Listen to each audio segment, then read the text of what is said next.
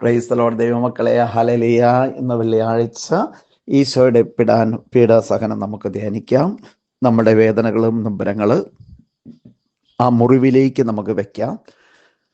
നമുക്കിന്ന് ചിന്തിക്കേണ്ട വിഷയം ഇതാണ്: വിശ്വാസം കൂടാതെയുള്ള പ്രവർത്തനം. പ്രവൃത്തി കൂടാതെയുള്ള വിശ്വാസം. പ്രവൃത്തി കൂടാതെയുള്ള വിശ്വാസം എങ്ങനെ ഇരിക്കും? ഹല്ലേലൂയ. യേശുവേ നന്ദി, യേശുവേ സ്തോത്രം, യേശുവേ ആരാധന. മക്കളെ, കേൾക്കുന്ന നിങ്ങളോ നമ്മളോ പ്രവൃത്തി കൂടാതെ വിശ്വസിക്കുന്നവരാണെന്നൊന്നും എനിക്ക് തോന്നുന്നില്ല. പക്ഷെ ഇത് ഒരാൾക്കെങ്കിലും വേണ്ടിയിട്ടായിരിക്കാം ഇന്ന് ഈ ചിന്ത തരുന്നത്. ചിലപ്പോൾ നിങ്ങളിൽ ആരെങ്കിലും ഉണ്ടാവാം, നിങ്ങൾ തന്നെ ഉണ്ടാവാം. ആർക്കെങ്കിലും ആയിരിക്കും ദൈവത്തിൻ്റെ പരിശുദ്ധാത്മാവ് തരുന്നത്. ഹല്ലേലൂയ, യേശുവേ നന്ദി. മക്കളെ, നമ്മുടെ ജീവിതത്തിൽ, നമ്മുടെ കുടുംബത്തിലെ നമ്മുടെയൊക്കെ ജീവിതത്തിൽ നമ്മൾ എങ്ങനെയാണ് രക്ഷകനായ ഈശോയും സ്വർഗവും വിശുദ്ധന്മാരോടും ചേർന്ന് നമ്മളുടെ ലൈഫ്, നമ്മുടെ ജീവിതം എങ്ങനെയാണ്? ഞാൻ എൻ്റെ ദൈവത്തെ എങ്ങനെയാണ് കാണുന്നത്? ഒരു ATM ബാങ്ക് പോലെയാണോ? കാര്യം നടക്കാൻ എൻ്റെ ദൈവമേ എന്നൊക്കെ പറഞ്ഞ് നിലവിളിച്ച് പ്രാർത്ഥിക്കുന്നു, അങ്ങനെയാണോ? കാര്യം കഴിഞ്ഞ് കഴിയുമ്പോൾ നമുക്ക് പിന്നെ അതിനെക്കുറിച്ച് ഒരു ചിന്തയില്ല. ഏത് ദൈവം, എന്ത് ദൈവം, അഹങ്കാരം. പലരും കണ്ടിട്ടില്ലേ? പല അവരുടെ സ്ഥാപനങ്ങൾ, അല്ലെങ്കിൽ അവരുടെ ഭവനം, അവരുടെ എന്തായിരുന്നാലും അവരുടേതായ കാര്യങ്ങൾ. ഇപ്പോൾ ഒരു സ്കൂട്ടി മേടിച്ചാൽ തന്നെ സ്കൂട്ടീനെ കുറിച്ച് വർണ്ണിക്കും, കാറ് മേടിച്ചാൽ തന്നെ കാറിനെ കുറിച്ച് വർണ്ണിക്കും, വീടിനെ കുറിച്ച് വർണ്ണിക്കും, കൃഷിയാണെങ്കിൽ കൃഷിയെക്കുറിച്ച് വർണ്ണിക്കും. അവരുടെ ഹൃദയത്തിലുള്ള, അവരുടെ മനസ്സിലുള്ള സന്തോഷമാണ്. ഇരിക്കട്ടെ, നല്ല കാര്യമാണ്. പക്ഷെ അത് പറയുന്നത് നല്ലത് തന്നെയാണ്. പക്ഷേ അഹങ്കരിക്കുന്നുണ്ടോ? ഞാൻ എന്നുള്ള മനോഭാവം അവിടെ ഉണ്ടോ? അവിടേക്ക് ഒന്ന് ചിന്തയൊക്കെ കുറ്റപ്പെടുത്തണമല്ല കേട്ടോ മക്കളെ. നമ്മളെപ്പോഴും ദൈവത്തിന് പ്രീതികരമായ രീതിയിലുള്ള ചിന്തകൾ ഉണ്ടെങ്കിൽ വളരെ നല്ലതാണ്. നമുക്ക് ചിന്തിക്കാം ഞാൻ എങ്ങനെയാണെന്നുള്ളത്. അതോടൊപ്പം തന്നെ പ്രവൃത്തി കൂടാതുള്ള വിശ്വാസം, അല്ലേ? ആ പ്രവൃത്തി കൂടാതുള്ള വിശ്വാസം എന്ന്, ഞാൻ ദൈവത്തെ സ്നേഹിക്കുന്നു, എൻ്റെ ദൈവമേ. അപ്പം ഒന്ന് ATM ബാങ്ക് പോലെ ആകരുത്. കാര്യം കഴിഞ്ഞാൽ പിന്നെ ദൈവത്തെ നമ്മൾ ഗവനിക്കുന്നില്ല, മൈൻഡ് ചെയ്യുന്നില്ല.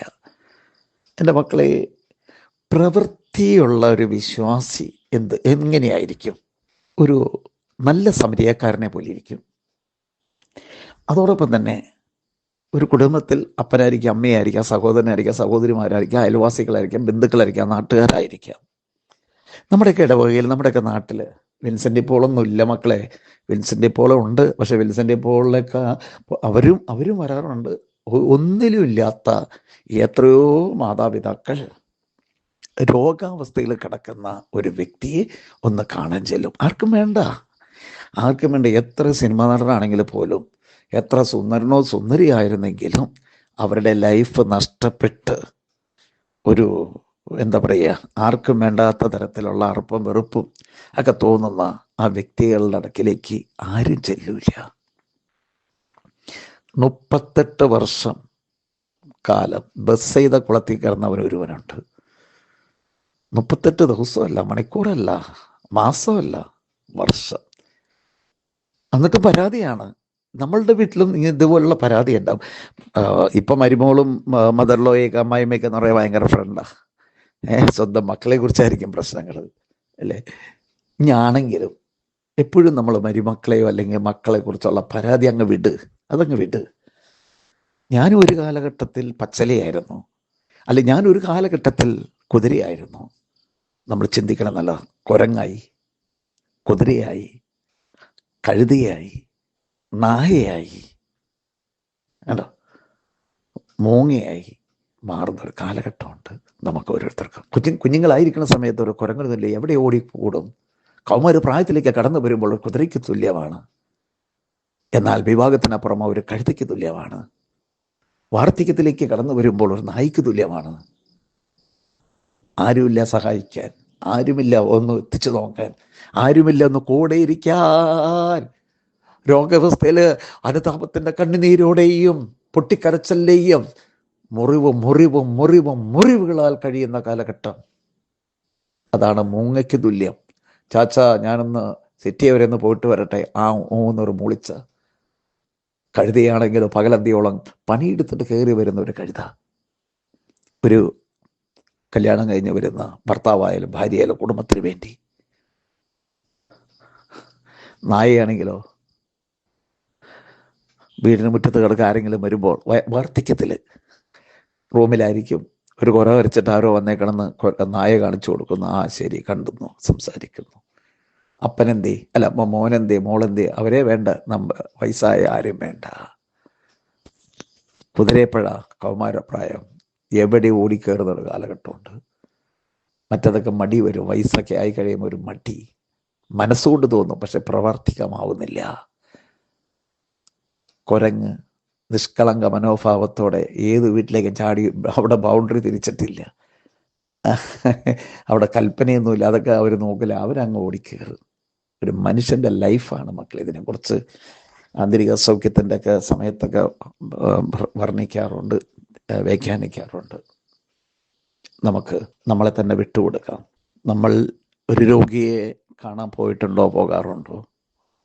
ഈ ദിവസങ്ങളിൽ നമുക്കത് സാധിക്കുകയാണെങ്കിൽ വളരെ നല്ലതാണ്.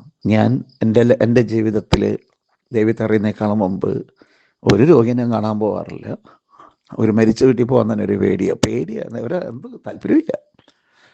പക്ഷേ ദൈവത്തെ അറിഞ്ഞപ്പോൾ എൻ്റെ ഗുരുനാഥൻ്റെ ഒപ്പം ഞാൻ അങ്കമാലിക്കടുത്തൊരു ഭവനത്തിൽ പോയി.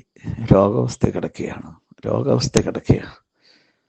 അമ്മയ്ക്ക് ക്രിസ്ത്യാനിയുടെ വീടാണ്, ചട്ടിമുണ്ടൊക്കെ പറിച്ച് കളഞ്ഞ് വിത്തൗട്ടായിട്ട് കിടക്കണം. അതാണ് അമ്മയുടെ അവസ്ഥ.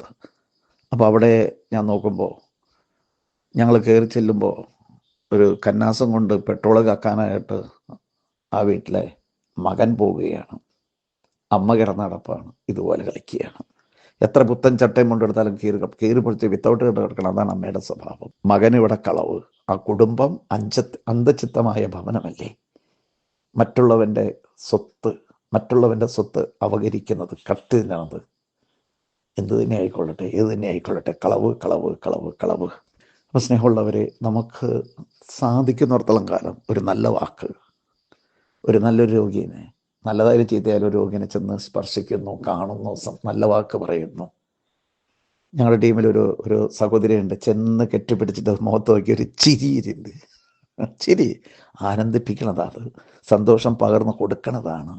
നമുക്കതുപോലെ സാധിക്കുന്നുണ്ടോ? നമുക്കതുപോലെ സാധിക്കണേ. അവിടുന്ന് ഒരു രോഗി കിടക്കണത്, രോഗി ആരാ? സമയം തീർന്നുകൊണ്ടിരിക്കുന്നു. രോഗി അത് ദിവ്യകാരുണ്യമാണെന്ന് ഞാൻ പറയും. കട്ടല് ബലിപീഠമാണെന്ന് ഞാൻ പറയും.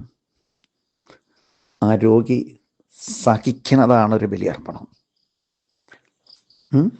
അങ്ങനെ ധ്യാനിച്ചാലോ? കർത്താവ് പാടുപെട്ട് നമുക്ക് വേണ്ടി യാഗമായി മാറിയതുപോലെ തന്നെയല്ലേ. ചെറുപ്രായം മുതൽ അധ്വാനിച്ച് കഷ്ടപ്പെട്ട് മക്കൾക്ക് വേണ്ടി എടുത്തു മാറ്റി വെച്ചു. മക്കളാണെങ്കിൽ എല്ലാം നശിപ്പിച്ചു, അല്ലെങ്കിൽ പ്രാർത്ഥനയില്ല, ഒന്നുമില്ല. എന്തുകൊണ്ടാണ്? അവന് അപ്പനമ്മയും സമ്പാദിച്ചു വെച്ചിരിക്കുന്നു, അവനൊന്നും നോക്കാനില്ല. പണക്കാരൻ്റെ മകൻ ധൂർത്തനാവുന്നു, ധൂർത്തൻ്റെ മകൻ ദാരിദ്ര്യനാകുന്നു. വീണ്ടും അങ്ങനെ മാറി മറിച്ചങ്ങൾ വരും. നമുക്ക് കരഞ്ഞ കണ്ണീരോട് പ്രാർത്ഥിക്കാം. അപ്പോൾ ഒരു പാട്ട് പാടുമല്ലോ, ബെഡ്മ കിടന്നുകൊണ്ട്, സാധുവായ മർത്യനിൽ ഞാൻ നിന്നെ കാണുന്നു. ആ പാട്ടുകളൊന്ന് ധ്യാനിച്ച് നിങ്ങൾ പ്രാർത്ഥിക്കണേ. നിങ്ങളുടെ എല്ലാ നിയോഗങ്ങളും കർത്താവിനെ സമർപ്പിക്കുക. ഈശോയെ, മക്കളുടെ ആ 2 കാര്യങ്ങൾ എത്രയും പെട്ടെന്ന് നടത്തി കൊടുക്കണമേ. വേദനിക്കുന്ന സകല മക്കളെ സമർപ്പിച്ച് പ്രാർത്ഥിക്കുന്നു. ഇന്ന് വെള്ളിയാഴ്ച അത്ഭുത രോഗസൗഖ്യങ്ങൾ നമ്മുടെ ധ്യാനത്തിൽ